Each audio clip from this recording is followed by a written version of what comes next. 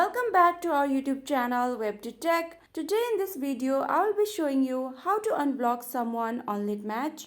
You can block someone on Litmatch to protect your privacy and security. So if you have blocked someone and you want to unblock them now for some reason, then this is how you can do it. First of all, open the Litmatch application on your device. Make sure you are logged into your account. Now you need to go to your profile section.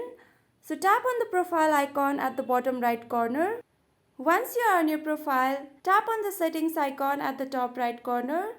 Under settings, you have to look for block list option. Tap on block list. Now on this page here, you can see all the users you have blocked. So now all you have to do is to tap on this delete icon right besides the user's name who you want to unblock. And that's it. You can see that user's name is not in the block list anymore. So this is how you can unblock someone on Litmatch.